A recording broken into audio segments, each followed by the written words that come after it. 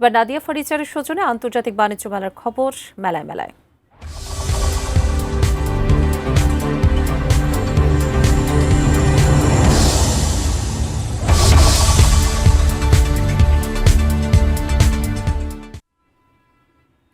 দিন যত যাচ্ছে জমে উঠছে ঢাকা আন্তর্জাতিক বাণিজ্য মেলা, বাড়ছে ক্রেতা সমাগম। তবে তাদের অভিযোগ, ফুটপাত ও ভ্যানে করে বিক্রি হওয়া মানহীন পণ্যের সয়লাভ এবারের মেলা। নারায়ণগঞ্জ প্রতিনিধি হাসান মজুমদার বাবলুর তথ্য ছবি নিয়ে ডেস্ক রিপোর্ট। পূর্বাচলে বাংলাদেশ চীন মৈত্রী প্রদর্শনী কেন্দ্রে চলছে ঢাকা আন্তর্জাতিক বাণিজ্য মেলা। এবারের মেলায় স্থান পেয়েছে দেশি বিদেশি ৩৫০টি প্রতিষ্ঠানের স্টল। প্রদর্শনী কেন্দ্রের বাইরেও বসেছে স্টল।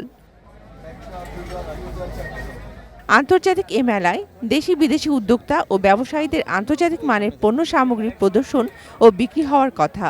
তবে এবারের মেলা সয়লাভ ফুটপাতে কিংবা অলিতে গলিতে বিক্রি হওয়া মানহীন পণ্যে, অনেকটা রাজধানীর ফুটপাতের বাজারের মতো। ক্রেতাদের প্রশ্ন, তাহলে মেলার গায়ে আন্তর্জাতিক তকমা লাগানোর কি প্রয়োজন? বাণিজ্য মেলা আমরা ঘুরতে আসছি, দেখবো দিল্লি চায়না সবকিছু প্রোডাক্ট থাকবে না, বাংলাদেশে সব নিউ মার্কেটের প্রোডাক্ট এখানে আসে পড়ছে। আগে যেমন পণ্য দেখতাম আমরা বিভিন্ন আপনার ইরানি প্রোডাক্ট, এগুলা কিরাম এখানে নেই।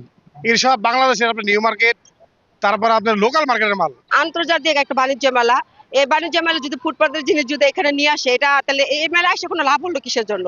তবে বিক্রেতারা বলছেন মেলায় বেচা বিক্রি এখনো কম, তাই ক্রেতা টানতেই সব ধরনের পণ্য নিয়ে এসেছেন তারা। বেচা বিক্রির অবস্থা খুবই খারাপ, যে কোনো আইটেম নিব 120 করে।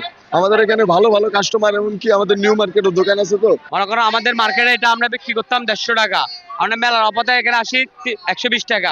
দেশের সবচেয়ে বড় ও দীর্ঘমেয়াদী বাণিজ্য মেলায় মানহীন পণ্যের সমাহার দেশ বিদেশের মেলার পরিচিতি সুনামের জন্য ক্ষতির কারণ বলছেন সংশ্লিষ্টরা।